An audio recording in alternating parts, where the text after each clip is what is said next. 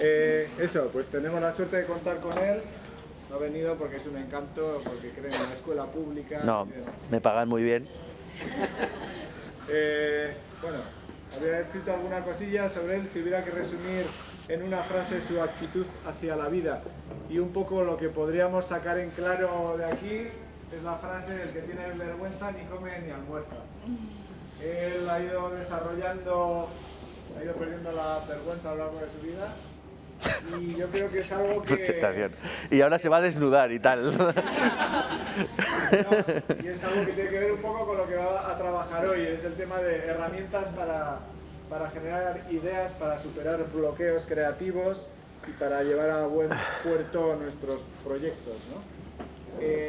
Una cosa que es bastante, a mí me sorprende y me ha ayudado mucho como referencia, el hecho de que Javi es persona y dibujante en uno. Muchas veces en este gremio nos tenemos que desdoblar como Superman, llevar una doble vida entre lo que nos gusta hacer y lo que es rentable muchas veces.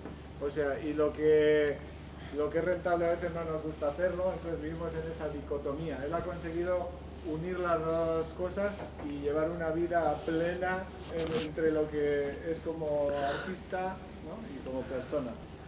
Y eso es la mejor receta para la salud mental, yo creo. Eso, es muy inquieto, ha generado fanzines y publicaciones 1000, ha puesto en comunión o ha hecho proyectos juntando a gente muy diversa, ilustradoras, escritoras, pensadores. Le encanta colaborar con gente muy diferente porque los resultados siempre son muy espectaculares, muy imprevisibles, ¿no?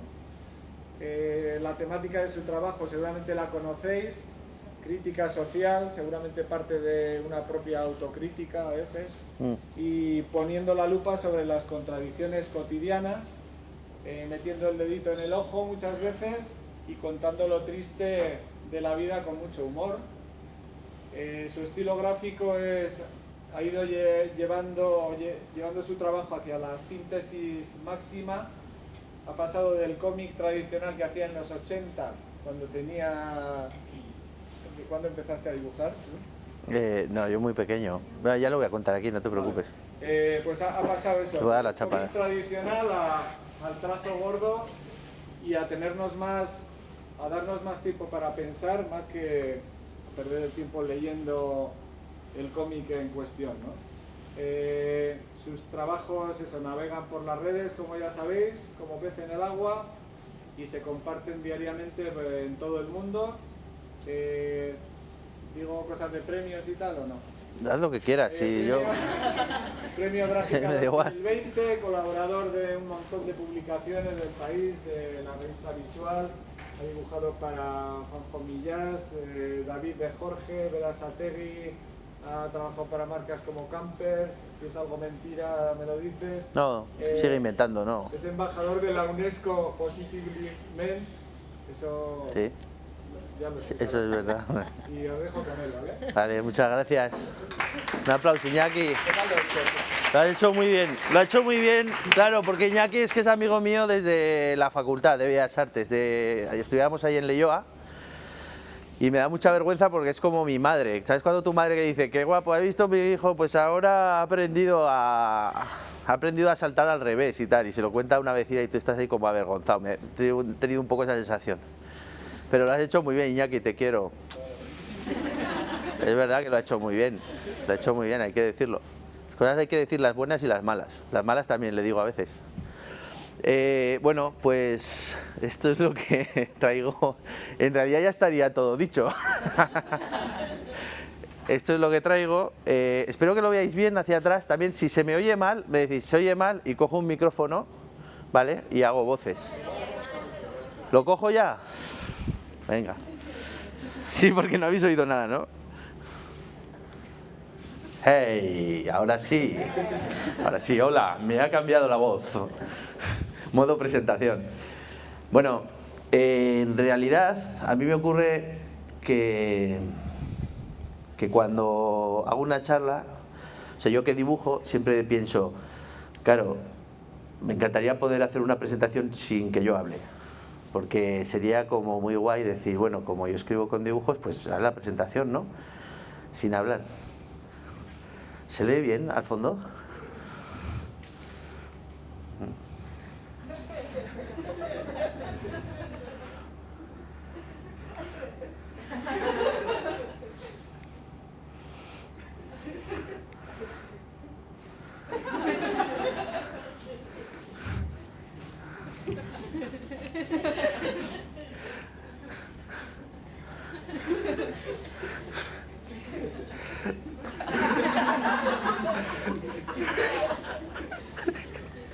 No, no voy a hacerlo porque es una turra, pero podría ser que fuera algo así, ¿no? Bueno, en realidad lo que os voy a contar es parte también de lo que ha contado Iñaki. Voy a intentar ir bastante rápido para no irme de una hora. Y voy a hablar de una serie de cosas que a mí me interesan mucho y que me han interesado mucho últimamente. Os voy a enseñar parte también un poco de la trayectoria de dónde salgo yo. Pero sobre todo vamos a hablar de creatividad, porque justo ahora he escrito un libro que va a salir en breve, bueno, medio dibujado, medio escrito, que saldrá en marzo y que hablo de estas cosas. Entonces voy a hablaros de estos 6 temas, que son motivarte a saco, de la idea de entrenar, de la puñetera página en blanco, del síndrome de la impostora o del impostor, de equivocarse y desinhibirse, de conectar churras con merinas, esto que se dice de no mezcles churras con merinas, y de conceptualizar y de simplificar para dominar el mundo, que en realidad es un titular como muy pomposo, pero el que no sabía cómo ponerlo. Javi, tío, ¿dónde estabas? Ah, no, tú no eres Javi, es que sois iguales, tío. Estoy flipando, es que la mitad de los tíos de esta facultad son con barba y gafas de pasta. No, en serio, ¿qué os pasa? O sea, hay que... Vale, estáis bien. Iván, ¿cómo estás? Pues hemos empezado justo ahora. Bueno, vamos a empezar con motivarte a saco, ¿vale? Bueno, lo primero que os pongo es una fotografía de 2 señoras tocando una bandurria y una guitarra en un patio. Son mi tía la de la guitarra y mi madre es la de la derecha tocando la bandurria. Tendrían unos, yo creo que unos 15 años, 14, no sé, iban por ahí. Y la pongo porque una cosa muy importante para mí en mi vida ha sido siempre la alegría que yo he vivido en mi casa, ¿no? Ellas dos tuvieron un problema de pequeñas y es que su padre, mi abuelo, era un maltratador y pegaba a mi abuela. Y entonces mi abuela intentó escaparse con las 2 hijas en época de Franco hacia Navarra, precisamente. Yo soy de Zaragoza. Y el capullo del maltratador llamó a la policía, porque en aquel momento las mujeres no podían tener la custodia de las hijas. Entonces llamó a la policía avisando de que se las llevaba a un pueblo. Entonces le detuvieron y a las niñas las metieron en un orfanato, ¿vale? Y ellas están ahí en el orfanato, pero hay un punto que me parece súper importante, que es la resiliencia y el convertir las cosas precisamente que son muy negativas, el que te hayas metido en un lugar sin tus padres y... Bueno, y con las monjas y tal, en una oportunidad de aprender música. Mi madre, que venía de una familia pobre, pues pudo estudiar la carrera de música gracias a estar ahí, en ese lugar, que era un lugar bastante inhóspito también, ¿no? Por otro lado, pero aprendió música. Mi tía no, de hecho está haciendo un postureo, no sabe tocar la guitarra, es la primera foto postu de la historia. Pero sí es verdad que a partir de ahí, pues ella daba clases en casa con niños, yo me metía dentro a dar guerra, yo aprendí un poco de música, nos cantaba todo el rato, era muy guay. Y eso para mí ha sido siempre muy importante. Otro punto muy importante es mi conexión directa con los tebeos, con los cómics desde muy pequeñito. Estos son los cómics que se hacían en los años, bueno, pues de los años 50 yo creo, pero en los años 70 los traía mi padre, que trabajaba hasta los sábados por la mañana, y lo que hacía era comprarnos un tebeo a mí y a mi hermano, de Mortadelo y de Zipizape, y entonces nos los daba y los leíamos. Bueno, mi hermano no leía, yo me leía los 2, ¿vale? Y a partir de ahí empecé a dibujar mortadelos y a tener una conexión también diferente con mis amigos de clase de EGB, de la antigua EGB, y de tener un papel dentro de clase, que también es otro punto muy importante, ¿no? Es ese momento del reconocimiento de los compañeros de que tú sabes dibujar o creen que sabes dibujar pero estás copiando mortadelos. Pero es muy divertido y está muy bien. Y además tiene un punto también de conexión muy gracioso con las redes sociales, porque al fin y al cabo una clase es una red social pequeñita, ¿no? Y para alguien que no era muy hábil con el fútbol, que todos sabéis que es una turra esto de jugar al fútbol en el patio, los que no sabíamos jugar muy bien al fútbol y sabías dibujar, pues ya tenías un estatus, ¿no? No eras, aunque fueras un poco mierda jugando a fútbol, pues luego compensabas. De ahí que la creación de alguna forma, la parte creativa me llevó también a ser reconocido un poco en la parte social, cosa que está muy bien porque te hace también un poco empoderarte, decir, vale, yo puedo hacer eso, ¿no? Yo puedo dibujar. Os estoy hablando de cuando yo tendría quizá 5 o 6 años, ¿vale? Luego, a lo largo de la escuela tuve la suerte de que hubo un profesor de educación física que además le gustaba hacer caricaturas y que todos los meses publicaba un periódico con todos los rankings del cole. Era un cole público, con muy pocos recursos, pero este don Andrés, que así, Andrés Burillo, que era el profe, se dedicó a fabricar un foso de salto de longitud, a comprar colchonetas de salto de altura, a comprar material, a entrenarnos en atletismo, a llevarnos a todos los chavales y chavalas a correr el cross el fin de semana o a competir en el Palacio de Deportes de Zaragoza, etcétera, ¿no? Y a mí especialmente me ayudó mucho porque enseguida me propuso hacer una tira para ese periódico del colegio y a cambio, si yo hacía la tira y además iba de suplente, yo era muy malo en atletismo también, si iba de suplente en los campeonatos, me ponía un 10. Entonces, era un poco mafioso, pero funcionó. Sí, funcionó, no pasa nada, ¿no? Y era muy gracioso porque yo iba el sábado o el domingo a competir al Palacio de los Deportes y entonces si había fallado el de peso porque se había puesto malo o no había podido venir, Javi, venga, a tirar peso. Yo tiraba peso, hacía 50 metros, 300, estaba muy bien. Y por lo menos puntuabas como equipo, no sé si sabéis cómo funciona, pero es así. Y fue muy bonito porque como en séptimo de GB o en octavo, me hizo una poesía y me regaló 50 pesetas, que era la hostia, ¿no? En plan, bueno, pues como Leonardo da Vinci y Picasso hicieron en su día una cosa como muy así, ¿no? Muy pomposa, como si fuera tu madre también, ¿no?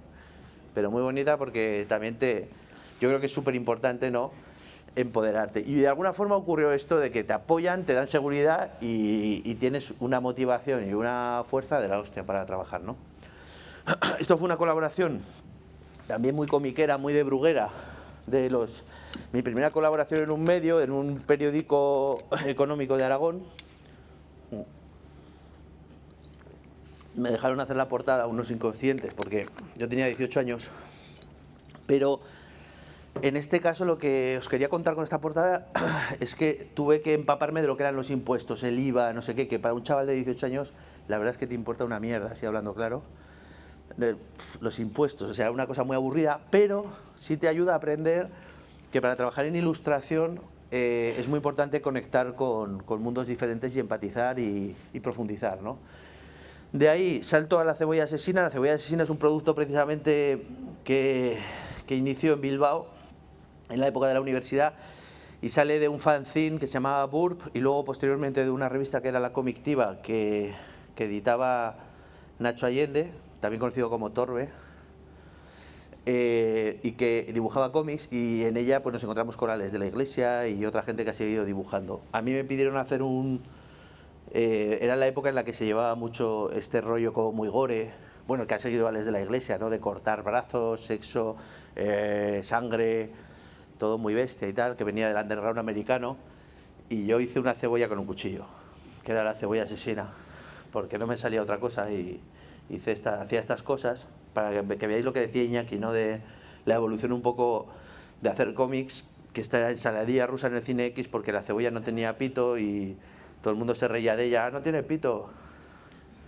Y entonces ella se venga, entra en el cine X y mata un montón de vegetales. Hace una ensaladilla rusa. Un rollo así, bueno, era gracioso. Después me voy a vivir a Sigüenza, un pueblo en medio de Castilla-La Mancha, bueno, en Guadalajara, en el que hacen ferias medievales y la gente se agolpa por las calles, como podéis observar. Y allí pues hice un proyecto también en equipo. A mí me gusta mucho trabajar en equipo con mucha gente, que era montar una tienda de objetos neorurales, como imaginar cómo poder hacer, claro, porque allí no pasaba nada y dijimos, pues vamos a montar una tienda con botijos pintados y aprovechar un poco lo que había en la zona. Que esto es muy importante también, o sea, cuando tú tienes un proyecto, también es muy importante saber con lo que cuentas alrededor e intentar explotar eso al máximo, ¿no? Toda la riqueza que puedas tener de conocimiento alrededor. Cuando fuimos al pueblo a Sigüenza, que es un pueblo de 5.000 habitantes, lo que nos pasó es que nos encontramos con señoras que cosían, entre otra gente, y decidimos incluirlas en el equipo y hacer que estas personas, pues, formaran parte del proyecto, ¿no? Y hacíamos cojines de fieltro como este, que era de la Virgen de la Salud. Entonces hacíamos este cojín de fieltro de la Virgen, se lo dábamos al cura, lo bendecía y lo subíamos de precio y cosas así. Eso es verdad. Y luego, por ejemplo, hacíamos anillos de piedra del suelo, porque había piedras en el suelo. Y los vendíamos también, pintados, con caras, con rotulador. Y luego barnizados. Tenía un proceso, ¿eh? A ver, tampoco penséis que coges la piedra y la pones y ya está, ¿vale? O sea, hay una técnica. Y el proyecto más... Porque esto era todo muy ruinoso, fue muy divertido, pero no ganamos dinero para nada. Pero el más ruinoso de todos fue que hicimos un cojín solo de una tirada de 10 ejemplares para este elemento de aquí, que era un albañil de la zona, que nos dijo, oye, yo también quiero... Era el Juanan. Yo también quiero un cojín, porque así, si voy con el cojín, cuando salgo a tomar copas, pues va a parecer un poco más sensible, que no le funciona el carajo.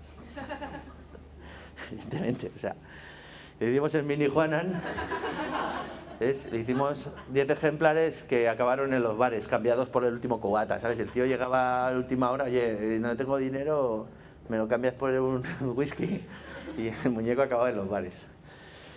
Pero de ahí, de ese proyecto de tía Felisa, que se llamaba así, lo que ocurrió fue que empezamos a hacer vinilos para la pared, pero desde un punto de vista también diferente, ¿no? O sea, en lugar de decir, vamos a hacer vinilos y ya está, y los pegamos, pensamos un poco en esa idea de hacer un proyecto editorial que en lugar de trabajar las ilustraciones para el papel, trabajábamos para la pared y hacíamos ilustraciones y contenido para la pared.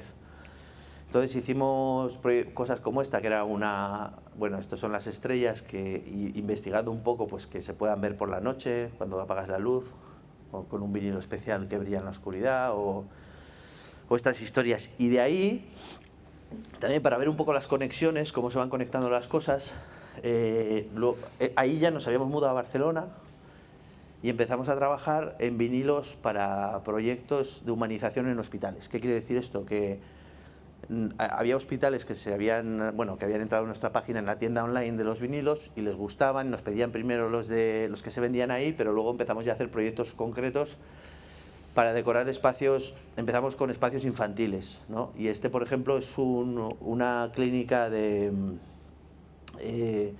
¿cómo se llaman? Los que tienen déficit de atención, TDAH, ¿no?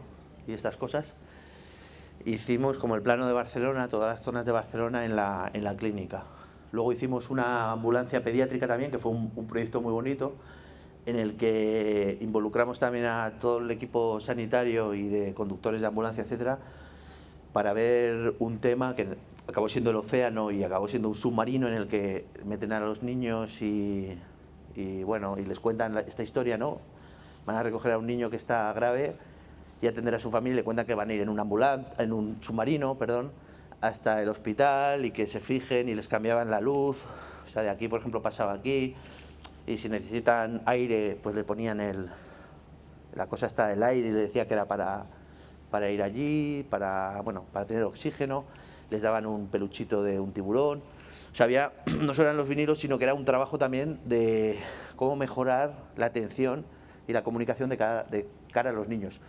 Fue muy bonito porque en un año todo ese proyecto resultó que habían medido el nivel de sedación a los niños y había bajado como un 70%, una barbaridad. Porque en realidad también hay que pensar que el niño no es solo el niño, sino también son los padres, que es como un sistema, es un ecosistema. Con lo cual, si los padres también se relajan y ven que viene una ambulancia muy especializada, con una atención especial, etcétera, todo se relaja mucho, porque es un momento como muy dramático, ¿no? Una ambulancia, tu hijo, tal, o sea... Bueno, y la verdad es que funcionó muy bien y fue muy bonito. Y traigo una frase aquí de Christoph Niemann. Christoph Niemann, no sé si lo conocéis, si no, en Netflix hay una serie que se llama Abstract. El primer capítulo es Christoph Niemann. Si no lo habéis visto, os invito a verlo, si tenéis la oportunidad. Que dice que todos los atletas y músicos practican todos los días, ¿por qué debería ser diferente para los artistas? O sea, esto es una máxima para mí que es muy importante, es entrenar, entrenar, entrenar. Es súper importante, ¿vale? Ok. Bueno, ¿esto qué es? ¿Qué es esto? ¿Qué? Ya lo ponía antes, sí. Una página en blanco. Bueno, una página en blanco en realidad es... Nosotros pensamos, o sea, el problema que tenemos siempre con la página en blanco, cuando nos enfrentamos a ella, ¿cuál es? Que te paralizas, a veces dices, hostia, ¿por dónde empiezo, no? Y tal. Y el problema es que una página en blanco no es que no contenga nada, sino que es al revés. Contiene tantísimas posibilidades que nos bloqueamos. O sea, una página en blanco es una invitación a hacer cualquier cosa, ¿vale? Es algo así, ¿no? Que de repente, en lugar de tener una página en blanco, lo que tienes es una página en blanco que tiene muchas cosas y que te tumba. En realidad, si no tienes un plan, te va a tumbar. Entonces, lo que es muy importante, voy a poner un vídeo que está subtitulado, que tiene mucha gracia. Es de un escritor, del guionista del Club de la Lucha. ¿Se lee atrás? Okay, let me ask you a question first. Do you ever go into the bathroom, sit on the toilet, and you don't need to take a shit? Do you? Do you ever sit there when you're like literally after you sit there and push? No, you don't. You go eat something. And then you live your life. And then what happens, happens. And it's the same thing with writing. It's like if I don't have an idea that I'm not absolutely terrified of losing, then I don't bother to write. Bueno, esto es lo que pasa, claro, si eres escritor y no tienes una fecha de entrega, está bien, que puedas esperar a cagar cuando te apetezca. Pero si tienes una entrega, una fecha que tienes que cagar, esa es la pregunta, ¿no? Pues tendremos que aprender a hacer bien las digestiones, ¿no? Tenemos que saber aprender a comer bien para cagar adecuadamente. Entonces, de alguna forma, esto es lo que vamos a aprender ahora con lo que os voy a mostrar, ¿no? El síndrome del impostor. Bueno, aquí hay un tema que para mí también es muy importante. En realidad aquí todas dibujamos o todas estamos conectados con algún punto creativo porque trabajamos en eso o es nuestra historia, ¿no? Pero en realidad todo ser humano es creativo. Y es algo inherente al ser humano, ¿no? Y que va muy ligado al aprendizaje. Si os pregunto, ¿los animales creéis que tienen también creatividad? ¿Son creativos los animales? ¿Quién cree que sí, que levante la mano? Ya, qué tímidos, ¿eh? Iván, ¿por qué? ¿Por qué son creativos? Hombre, hay algunos que usan también herramientas y demás. O sea, para cosas que no deberían usarse. Quiero decir, los delfines se drogan con erizos de mar y así. Los delfines se drogan con erizos de mar. Eso, si no es creatividad, eso. No lo sabía, me estoy flipando ahora mismo. Pues, si eso no es creatividad, no sé. Eso es creatividad, sí, señor. ¿Qué más? ¿Tú qué? Los nombres de esos peces, pero justo lo que hacen en el fondo del mar es una especie de mandalas con la arena y son súper gigantescas y se pasan una fecha específica y suele ser o para cortejar o por propia procreación, diría. Qué bueno. Una mandala gigante. No lo sabía. Muy bien, muy bien. Igual toman erizos también. Los de las mandalas, está muy bien. Bueno, incluso los ratones, ¿no? También, si viene un gato, si tiene que escapar, pues tiene que buscar el agujero por supervivencia más efectivo, ¿no? Que yo no conozco ningún ejemplo, pero creo que la creatividad o esos métodos que utilizan los animales son un signo de inteligencia y la creatividad también es un signo de inteligencia. Totalmente. Está muy conectado con la inteligencia, tienes razón. Y dicho esto, ¿creéis que las plantas son inteligentes? ¿Que tienen creatividad? ¿Quién opina que sí? Que levante la mano. Las plantas. Los vegetales. Hay una solo, en la sala, estoy flipando. Vamos allá, valiente. Yo creo que naturaleza es la mayor, por así decir, ejemplo que podemos tener de algo creativo, porque es todo colorines, es algo, y es natural, y en sí es como, no sé cómo explicarlo, pero es que a mí me parece como algo que no puede ser un accidente, por así decirlo. Que no puede ser por azar. Inteligencia, es como un tipo de inteligencia a la que nosotros tampoco entendemos, pero que nosotros percibimos e incluso imitamos. Incluso imitamos, sí, no está bien.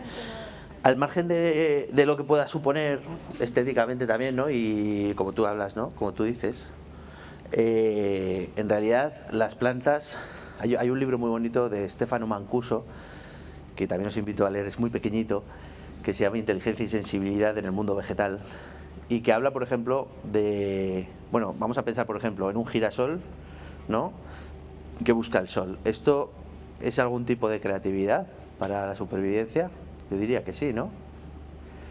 O cuando las plantas buscan el sol también, las enredaderas, por ejemplo, ¿qué están utilizando para saber por dónde ir? O para buscar los sustratos en la tierra, ¿no? Para buscar los mejores, bueno, el alimento. Pues ahí también lo están utilizando. Pero yendo más allá, incluso hay experimentos, por ejemplo, que hablan de que en bosques donde están conectadas todas las raíces, bosques antiguos, si hay un incendio a 1 kilómetro, se ha comprobado, hay experimentos en los que el incendio está ocurriendo a 1 kilómetro o a 10 kilómetros, y de repente los árboles que hay a esos 10 kilómetros ya están protegiendo, se están cerrando las hojas, esperando que llegue el incendio. O sea, realmente hay una conexión, es muy curioso esto, ¿eh? Hay que pensar que venimos de la misma célula, ¿vale? Que hace millones de años hubo una separación entre los animales, los que somos animados, los que hemos desarrollado brazos y piernas para andar y para movernos, y los vegetales, que han desarrollado otro tipo de, bueno, han evolucionado de otra forma, ¿no? Realmente, pero en el libro de Stefano Mancuso es muy interesante porque asocia a los vegetales como una persona al revés. Digamos que las raíces serían la cabeza y la parte de las brancas, iba a decir, me sale en catalán, las ramas son las piernas y este tipo de cosas. También, si nos paramos a pensar, son mucho más resistentes que nosotros, ¿no? Ante cualquier cosa. Nosotros, si nos cortan un brazo, nos quedamos sin brazo. A ellos se les puede recortar porque todo su organismo está descentralizado. Ahora que se habla tanto de descentralización, de la blockchain, de toda esta movida, en realidad es algo que las plantas lo tienen integrado de hace millones de años. Entonces, bueno, sí creo que también son creativas. De hecho, este paréntesis me he alargado mucho con él, pero es que me flipo mucho. Me ha encantado la anécdota de los delfines y los erizos y los pedecillos de las mandalas. Hablar sobre la creatividad es como hablar del amor, todos somos capaces de hacerlo, no existe una sola forma de ello, no existe un solo camino creativo, no existe una sola definición. Esto es curioso porque yo creo que la creatividad, si yo digo que es una cosa, vais a venir otra persona y vais a decir, no, para mí la creatividad es otra cosa diferente. Pero sí se puede practicar, o sea, creo que no se puede definir, pero se puede practicar, y ahí lo conectamos con la capacidad de entrenamiento que tengamos. Todo el mundo está predispuesto y su ejercicio puede ser placentero o no, ¿no? Hay una cosa que decía Ramón y Cajal, que fue premio Nobel de Medicina en 1906 y un maestro de la neurociencia, el que inventó la neurociencia como tal, que dice que todo ser humano, si se lo propone, puede ser escultor de su propio cerebro. Y esto es porque nuestro cerebro es neuroplástico, quiere decir que se puede modificar. Es como los músculos, si tú lo tonificas, si tú lo trabajas, tu cerebro lo modificas, ¿vale? Y la creatividad, como el resto de las funciones cerebrales, se entrena como tal, se puede entrenar. Un ejemplo también de un experimento muy interesante que hicieron, esto está publicado en el año 2000,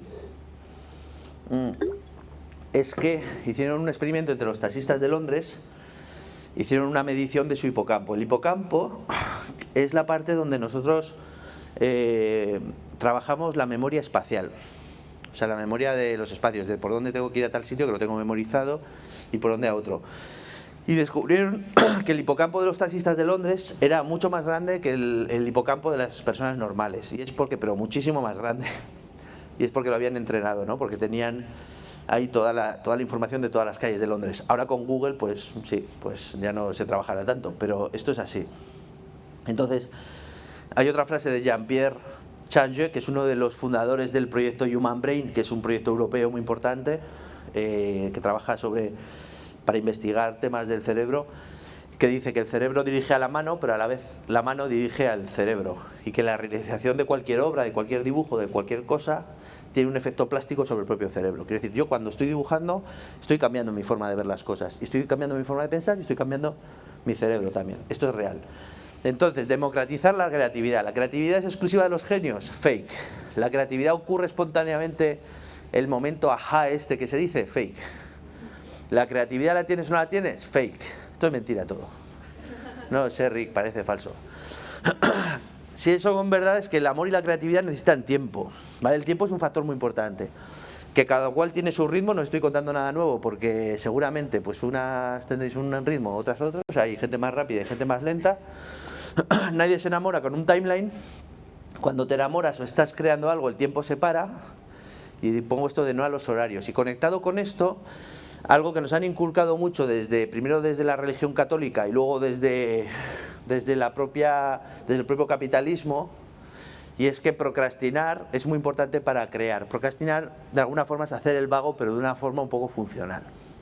Quiere decir que el camino a la creación pasa por despistar al cerebro.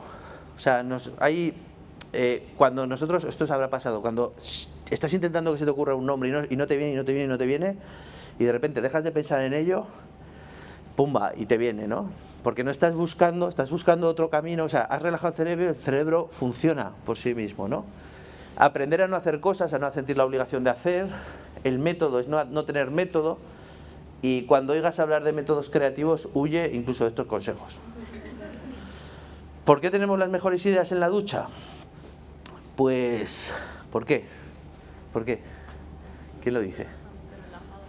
¿Porque te relajas? ¿Por qué más? Porque estamos desnudos y te vienen las ideas desnudo. Cuando te miran los genitales sube la idea, ¿no?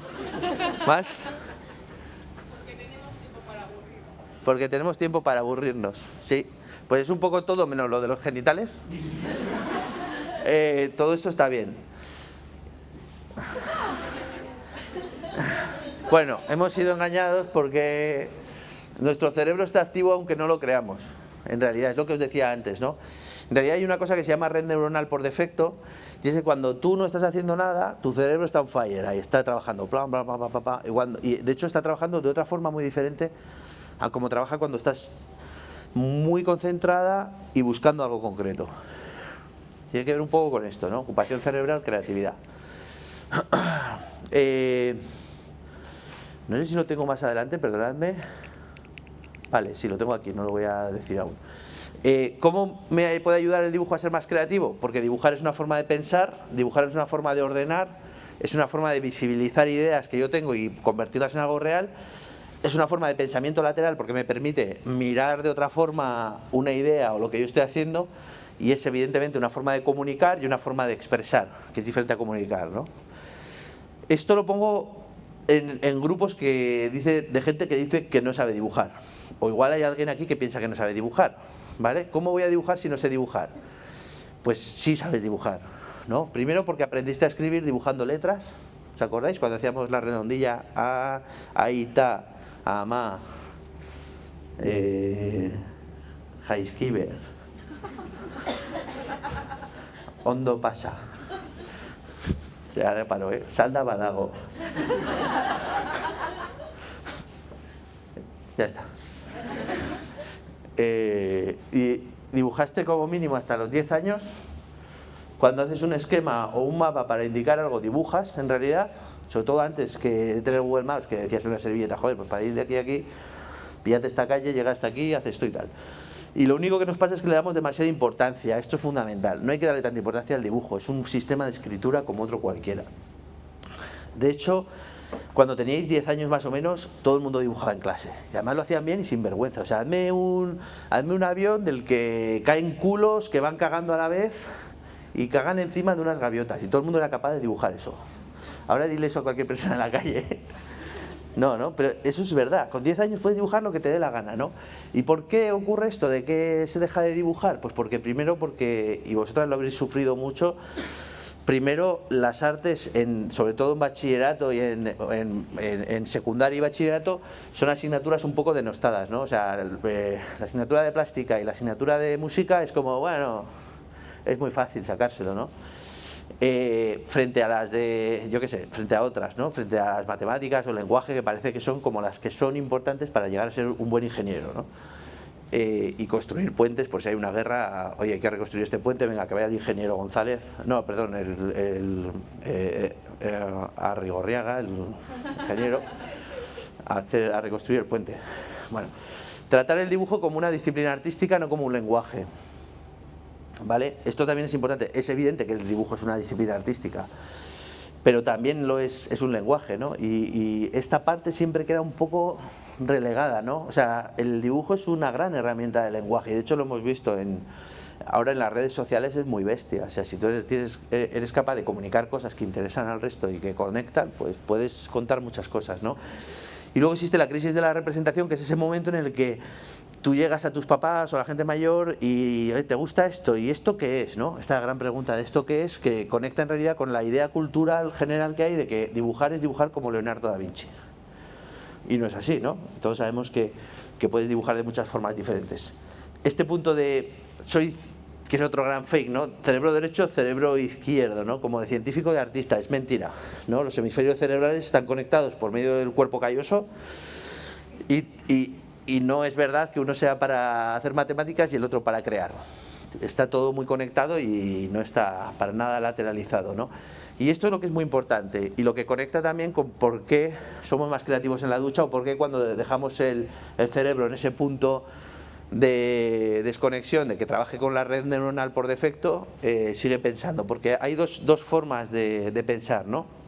En realidad las usamos, depende de para qué a lo largo del día, sobre todo nosotras, ¿no? Si te dedicas al mundo de la creatividad.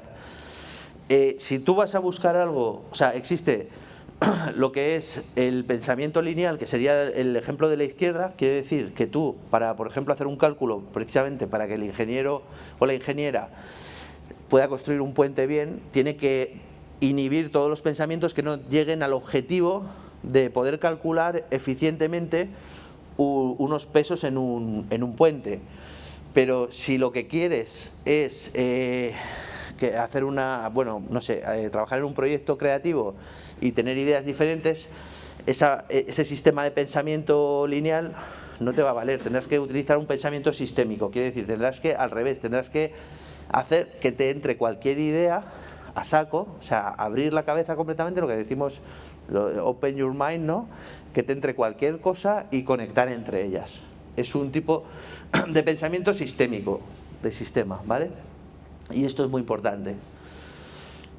Esto es una cosa que se me ocurrió a mí, que era, las reuniones no funcionan en el trabajo, en la ducha tienes muchas ideas, pues reuniones en la ducha. Funcionó hasta la pandemia, luego no funcionó. Conectar churras con merinas, vale, esto os va a explicar un poco lo que es para mí el proceso creativo. Para mí hay cuatro pasos que son muy importantes en el proceso creativo. Uno es procrastinar, ¿vale? Otro es pensar, otro ilustrar y otro compartir. Lo de ilustrar se podría cambiar por cualquier otra acción en realidad, ¿no? Porque hemos dicho que todos podemos ser creativos, un panadero puede ser creativo también. Y en estos cuatro pasos hay uno que es de carga de energía, que sería el de procrastinar. O sea, tú estás viendo una serie y estás empapándote de cosas, estás cargando las pilas, te entran muchos inputs, o leyendo un libro, yo qué sé, o escuchando música, o yendo al cine, o dándote un paseo, o lo que quieras. Y luego los otros tres son de descarga: pensar, ilustrar y compartir. Vale, en procrastinar tendríamos como todo un ecosistema que tiene que ver con lo que os he dicho, ¿no? Cine, teatro, artes, viajes, cultura, redes sociales. Compensar sería, estaríamos hablando en conversaciones con otros, con los otros, con los que nos rodean, con las experiencias, con las conversaciones contigo mismo. Hay una cosa que, por ejemplo, que yo noté mucho, porque eso ha sido como un experimento a nivel global, ¿no? Durante el confinamiento. Yo tengo una vida social pues bastante grande, así estoy gordito. Pues salgo a cenar mucho, con amigos, no sé qué.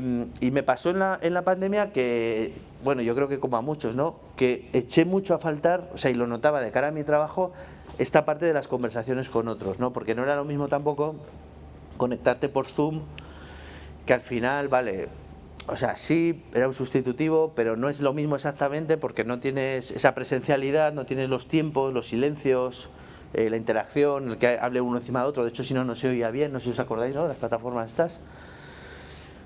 Bueno, y lo eché mucho de menos. Ilustrar, evidentemente, que tiene que ver con las tecnologías, con la técnica, con otros artistas, con el lenguaje visual, con el conocimiento, etcétera. Y compartir, que tiene que ver con la transacción esta que realizamos de, ya sea hacer un fanzine o una revista, o publicar algo y colgarlo en la pared, o publicarlo en una red social, y que tiene que ver con lo que os digo, con esa transacción y ese feedback que recibes también de la gente, ¿no? Y todo esto me parece muy interesante porque conecta también con el sentido de tu trabajo y el sentido que le puedas dar a tu vida, ¿no? Y en el fondo, una cosa que decía Mújica, el expresidente de Uruguay, que decía una cosa que era muy bonita, que era que cuando tú naces tienes mucho tiempo y nada de dinero, y conforme vas haciéndote mayor vas teniendo un poco más de dinero, y mucho menos tiempo, ¿no? Y entonces esta idea de cómo en un mundo en el que vivimos como este, cómo estás intercambiando tu tiempo por dinero, en realidad, porque lo que vale es el tiempo, ¿no? Entonces ahí hay que mirar bien también a ver si realmente estás intercambiándolo de una forma que te compense también, ¿no? Y que esté bien. Y que creo que está bien preguntárselo. Aquí hay varias cosas que son curiosas en este proceso. Yo creo que os habrá pasado alguna vez que igual habéis hecho una ilustración, ¿vale? Habéis llegado hasta aquí y antes de compartirla, imagínate, te vas a dormir, con lo cual vas a pasar, antes de compartir, vas a pasar por aquí otra vez, por el procrastinar, y al día siguiente ves la ilustración y lo que te parecía ayer maravilloso hoy no te parece lo mismo. ¿Os ha ocurrido alguna vez? Llegar ahí, joder, esto no es lo que yo dije ayer. ¿Qué ha pasado? Pues lo que ha pasado sencillamente es que es precisamente la constatación de que nuestro cerebro es plástico.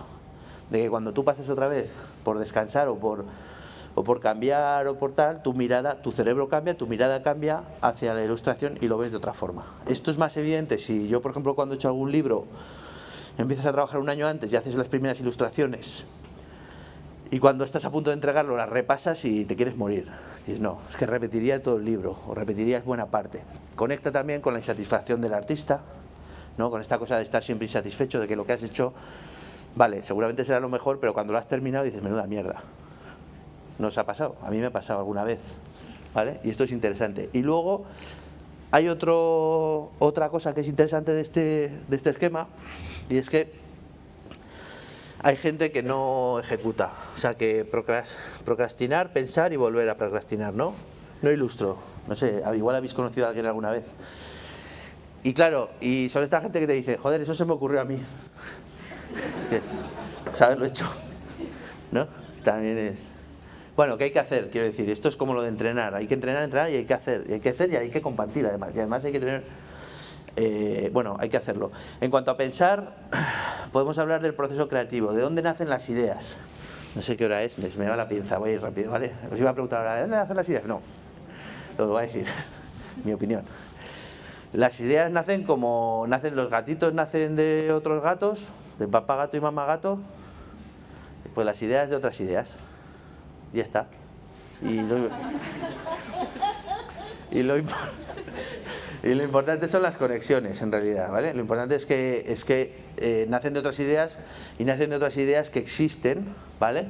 O sea, no vamos a pensar que estamos inventando algo de cero, que somos como una especie de Dios que de lo primigenio sacamos una gran idea, sino que realmente vivimos en, bueno, las ideas están hechas de sistemas de pensamiento, de creencias, de verdades, de suposiciones, de anhelos y de sentimientos como el amor, el odio, la ternura y la rabia.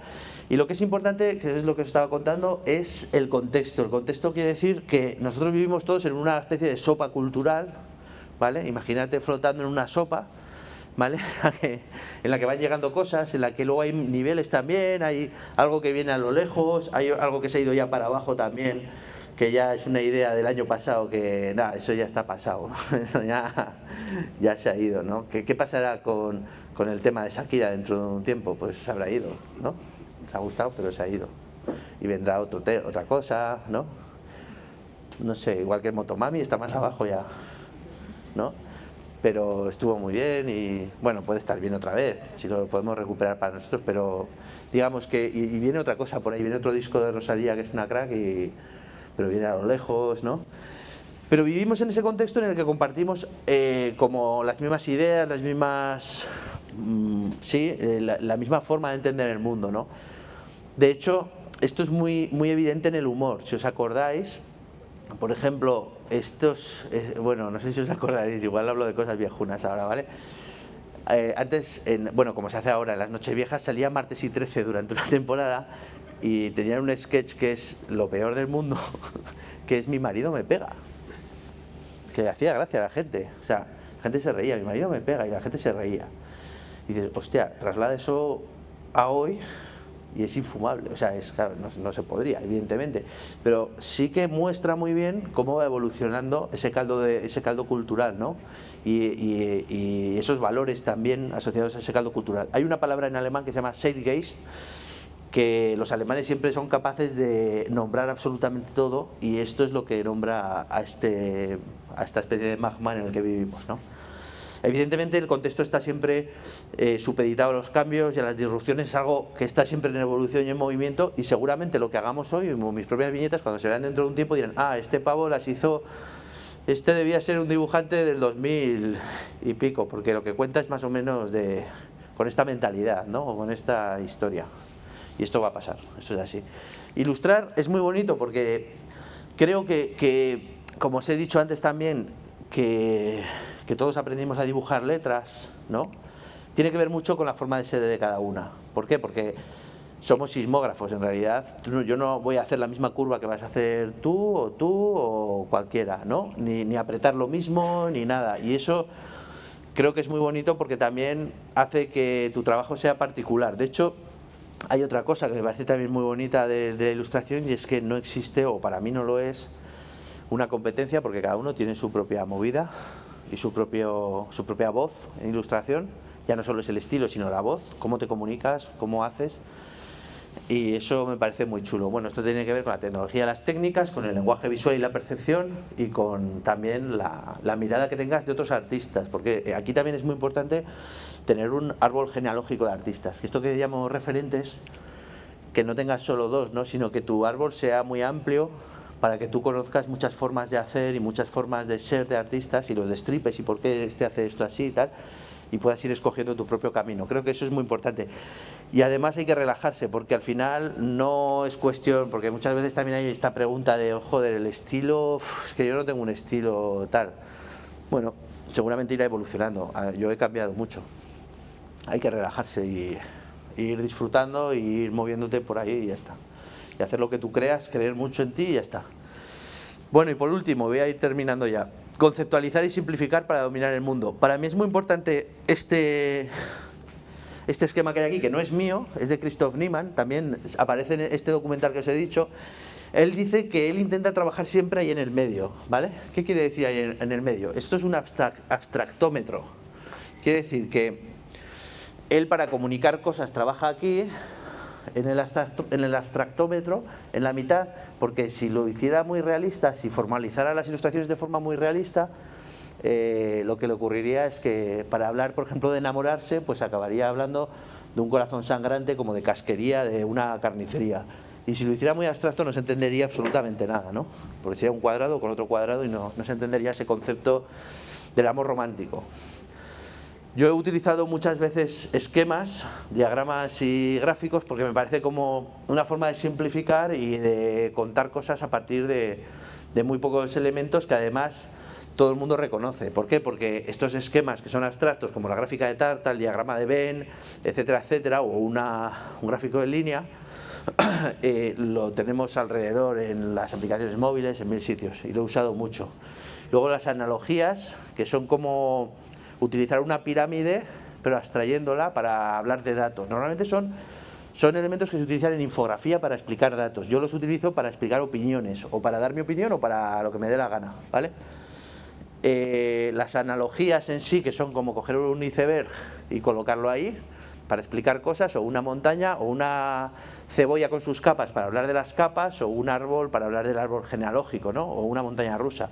Y las alegorías que sirven para explicar exactamente lo que son. Para explicar la vida de una casa, pues como una casa de muñecas partida por la mitad. Para la vida en una ciudad, pues unos edificios. Para la maratón, una maratón.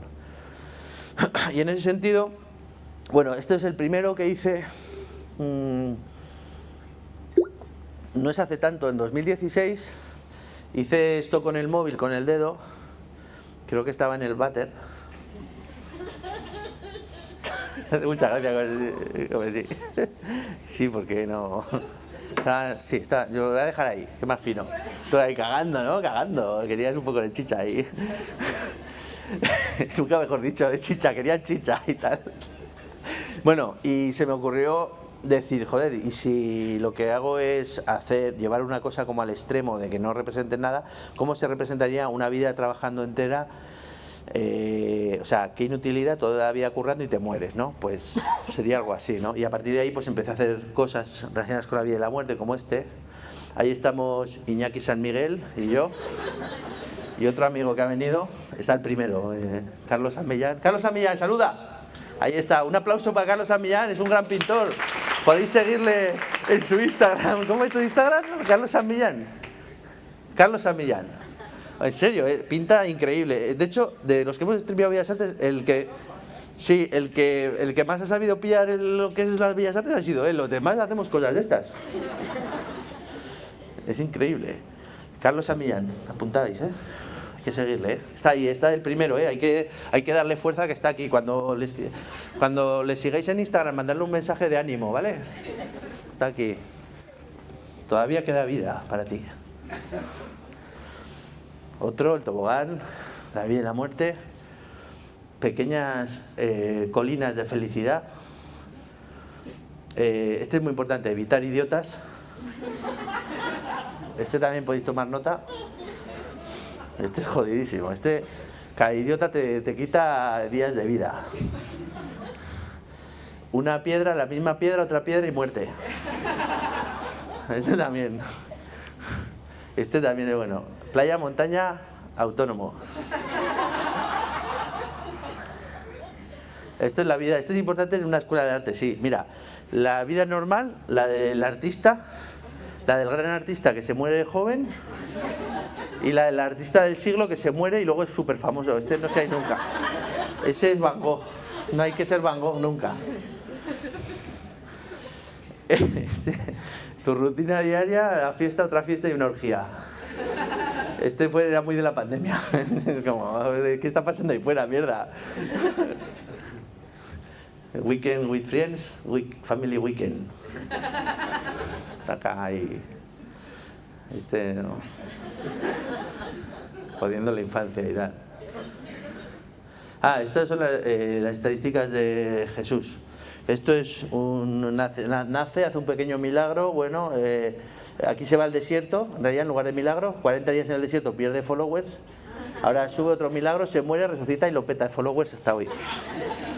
Con la movida esa. ¿No sabéis la de libros que ha vendido? Y merchan a saco. Si vais por la calle, vais a encontrar siempre a alguien con merchan de este pavo. Es así. Y entre la gente mayor, más. Pero un día seréis mayores también. Y tendréis merchan. Cristo merchan. Cristo merchan. Qué chungo, ¿no? Cristo merchan. El círculo de la vida. Poner la mesa, cagar, comer, lavar los platos y cagar. Poner la mesa. Estoy muy jodido. 30 millones de followers. Ah, y he usado también mucho los memes. O sea, hice este de Tinder Date, expectativas y realidad. Tinder.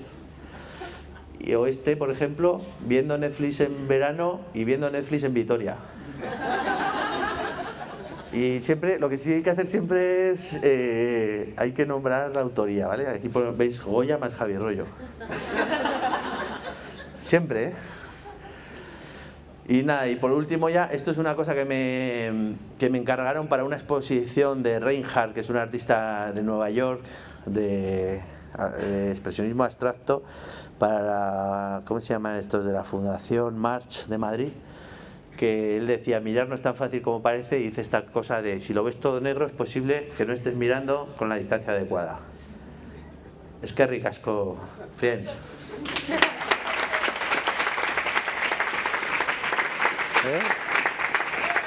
Clavado, clavado, Laurita, clavado. Bueno, y ahora si tenéis dudas o consejos para mí, también valen. Oye, mejor dedícate a otra cosa y tal. Oye, tú, Javi, ¿quieres decir algo? ¿Tú, Iván? Solo me sé vuestros 2 nombres. Hacer un corto o algo, en serio, como que se mezcla y se mezcla. No, que es broma, que majos sois. Sois más majos que la hostia. Tenéis una paciencia conmigo, lo siento,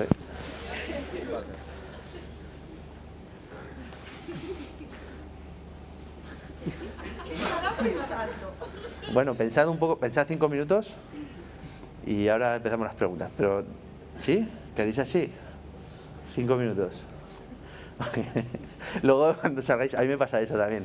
Luego salís fuera y digo, hostia, tenía que haberle preguntado esto, o tenía que haberle dado este consejo. Carlos San Millán igual, ¿quieres salir para dar respuestas tú también?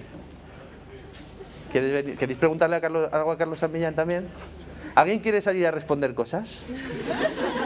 Como hacerle el inverso, de repente, no, yo voy a responder también. ¿No?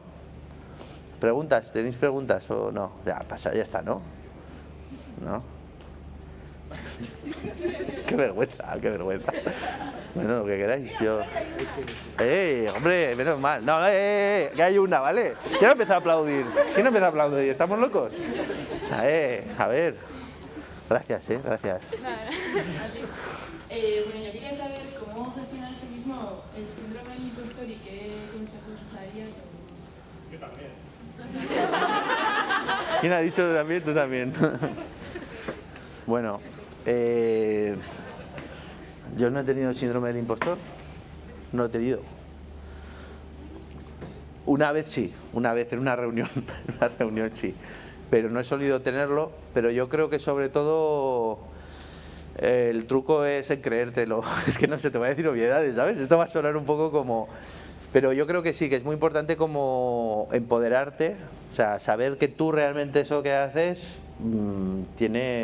es tu obra y tu historia, y que tú eres ilustradora o artista o lo que quieras. Yo creo que, claro, pensad que es muy lógico que nos pase esto del síndrome del impostor, porque realmente en la actividad de crear lleva implícita coger un camino diferente a los demás. Y eso lleva implícito el síndrome de la impostora. ¿Por qué? Porque no tienes un referente igual a ti. Eso es lógico, ¿no? Quiero decir, si tú empiezas a hacer una cosa que no hace el resto, tú te estás preguntando, ¿esto es ilustración? Lo que yo hago, si esto no lo sé, porque yo lo estoy haciendo, estoy aquí en medio de la nada, paseando por la planicie de Álava y no hay nadie alrededor que haga como yo. Yo creo que está bien esa reflexión, pensarse como artista y además no tener ningún problema. No es una cuestión de ego y de ser más ni de mucho menos, que también a veces va asociado a no, es que mira esta, que ego, que va de ilustradora, sino admitir realmente que es una profesión, admitir que es algo natural y que hay que entrenarlo, pero creérselo, no sé. Yo es que creo que a mí me pasa mucho, o sea, yo creo que hay muchísima gente con muchísimo valor y que no hace más porque no se lo termina de creer, y claro, si no te lo crees tú, nunca se lo va a creer nadie. Eso es así, o sea, si tú no dices esto que yo hago realmente tiene un valor y es mi obra, y aunque todo el mundo, y además que te tiene que sudar el chumino, o sea, que te tiene que dar igual, que si el resto de la gente no lo ve, ¿qué más te da si es tu camino? Yo creo que va por ahí. No sé si te he dicho algo. Pero básicamente es creértelo y tirar a por ello, porque al final da igual, no tiene sentido. Y realmente, a ver, yo creo que lo más complejo, parte de las cosas más complejas ya casi las habéis hecho, porque ya decidir venirse aquí a estudiar es un gran paso. Quiero decir que eso ya no lo hace cualquiera, ¿no? Si tú te metes aquí, pues es porque ya has iniciado un camino, entonces ya es tirar para adelante y entrenar. Y sobre todo, pensarnos trabajando mucho, yo creo que ahí está la clave. O sea, la clave está en currar. Procrastinar también, pero si no entrenas todos los días, porque al final es una carrera de fondo. Yo creo que solo con el hecho de trabajar ya tienes asegurado que al final hay un camino y hay más o menos. O sea, tampoco hay que ser inocentes de pensar que no, hombre, entonces, si tú lo imaginas lo llegarás a hacer. Pues igual no. Pero mientras tanto disfrutar del camino, porque hay muchos condicionantes económicos. Si me llega con esto, si tengo que tener otro trabajo porque de momento no me llega porque no tengo trabajo de ilustración, pero puedo ir a trabajar a no sé dónde y por las tardes ilustrar o tener un proyecto. También creo mucho en los proyectos comunes, porque también eso hace que te sirvan de espejo para también a ti servirte como referencia, ¿no? Decir, vale, si los demás me ven también como artista, quizá soy un artista también, ¿no? O sea, hay un espejo. Entonces, para mí eso también es muy importante. Mira, eso no lo había dicho, pero el trabajar en equipo, el decir de repente, hostia, pues entre 4 colegas o 5 montamos una historia relacionada con ilustración y que además vamos a hacer una expo y una movida y va a venir una colega que toca o que pincha y no sé qué y nos montamos nuestra historia y cada cierto tiempo hacéis cosas, ¿no? Para mí esto es súper importante y aquí lo tenéis. Es que este es el lugar para hacer eso, para encontrar a tu gente. De hecho, si algo tiene sentido, es que me entienda bien, cualquier escuela, más allá de lo que te puedan enseñar, es encontrarte con los tuyos. Eso es lo fundamental. Te encuentras con gente de tu especie, de tu, pues eso, que son como tú, igual. Bueno, todos son diferentes. Uno es una jirafa, el otro es un hipopótamo, el otro es una cucaracha. El cucaracha, cuidado. Y el otro un gato, ¿no? Pero bueno, todos ahí, todos los animales hacen piña y entonces hacen algo. Ya está. Te dejo este aparato amplificador. ¿Alguna vez has tenido un proyecto en el que hayas dicho como esto no lo puedo sacar adelante ya? Sí. Justo como que ya no puedes más. Pues mira, sí. Hombre, yo creo que hay que ser consciente de tu fuerza también. Esto es como todo, como si entrenas a una cosa, estás todo el día subiendo una montaña aquí y te dicen un día hacer una cosa al Everest, pues igual puedes o igual no. O sea, por un lado está eso y por otro lado dejar algo por hastío me ha pasado solo una vez, que no conectaba con el cliente para nada. O sea que de hecho empiezas a hacer pruebas, empiezas a hacer cosas y no funciona. Esto te puede pasar, pero también, claro, ¿por qué no te va a pasar? Te puede pasar. Pero yo creo que lo que hay que ser en ese sentido es muy honesto, o sea, que también es difícil, ¿eh? Conocerte a ti mismo y conocerte las fuerzas y ser también valiente y intentarlo, pero tampoco morirte en el intento, ¿no? Yo creo que hay que intentar todo.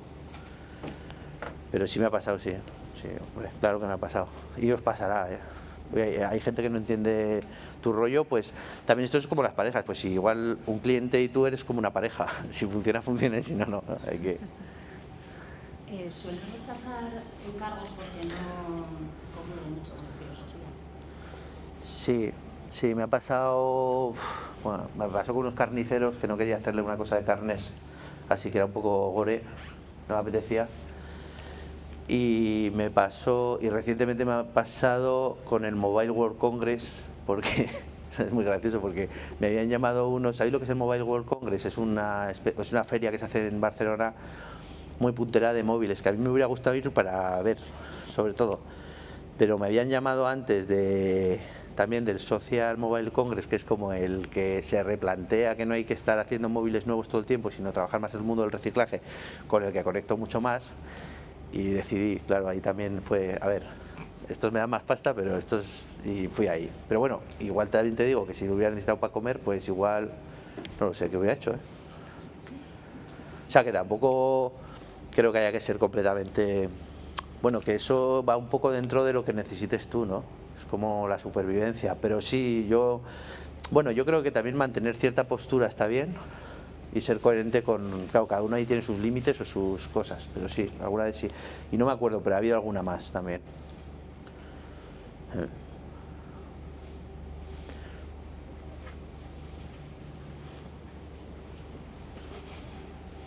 Toma. Te quería preguntar si alguna vez has tenido problemas con enfermedades mentales y el arte y cómo las has sobrellevado, o si eres del tipo de artistas que mezcla sus enfermedades mentales y las ilustra, o simplemente se bloquea y tiene que buscar algún tipo de ocupación para sobrevivir dentro de su mente. ¿Tú qué crees? Hombre, todos hemos vivido en algún momento alguna enfermedad mental, pero quiero verlo desde tu perspectiva. Pero viendo esto, ¿tú qué crees? De todo un poco. De todo un poco. No, yo creo que me ha servido mucho comunicarme y dibujar y trasladar mis movidas aquí, precisamente para llevar mejor pues temas igual míos, ¿no? De ansiedad o de miedos o de tal. Esto me sirve mucho, es una especie de psicólogo, para mí, ¿vale? O sea, es una especie también de terapia un poco continua, es un ejercicio. En realidad, si estás escribiendo y estás sacando cosas, pues funciona. Sí, yo soy más ese, pero bueno, cada uno es diferente. Problemas más de ansiedad, igual en algún momento, que quizá eso, pero más que por las redes sociales, que a mí me la pelan bastante, no sé, quizá más vitales, más de dónde estás, ¿no? Y estas cosas. Pero bueno, de momento las he llevado bien, sí, pero creo que es importante hacer terapia de vez en cuando, sí, sobre todo trabajando en temas como los nuestros creativos, como os decía, ¿no? Hay muchas veces que estás solo o que realmente estás ahí, bueno, que estás en un camino que no estás muy acompañado o acompañada, con lo cual no está mal tener un apoyo también de alguien que te diga, no te preocupes, todo está bien, ¿no? Y, o sea, o piénsate así o piénsate allá y recolocar cosas, porque estamos construyendo, ¿no? Muchas veces. Yo creo que ahí está bien. No sé si es algo así lo que me preguntabas. No era eso lo que me preguntabas. No era, espera, que no era eso lo que me preguntabas. No, me refiero a que cualquier respuesta me vale. O sea, solo quiero vale. y ya está. Pues esa más o menos. ¿Sí que has utilizado tu trabajo para proyectos relacionados De con la salud mental, sí. Sí, hice... Bueno, lo he hecho con algunas organizaciones que trabajan en temas de salud mental y también con una colección que hice de NFTs de salud mental, precisamente de salud mental relacionada con esta fiebre del oro de las criptos y toda esta historia. Fue gracioso porque monté una colección, de 10K, de 10.000 NFTs, GIFs animados, con un equipo, y al final eso sobre salud mental, ¿no? Y para decir, bueno, no vamos a hacer FOMO, vamos a ir tranquilos. Y fue curioso porque cuando salió funcionó muy bien, y entonces los que lo habían comprado nos metían presión para que lo moviéramos, y nosotros decíamos, no, precisamente te has leído de qué va la salud mental, ¿no? Que no queremos hacer FOMO, ¿no? Que sí, haced para que suban mi precio y yo lo pueda vender, y no sé. Fue muy loco, fue hablar de ello, pero constatar que es un mundo muy, muy árido, el de los NFTs y las criptomonedas y toda esta historia. Es interesante, pero todavía es muy respirable para los artistas, ¿no? Tiene mucha relación con la especulación y es complicado.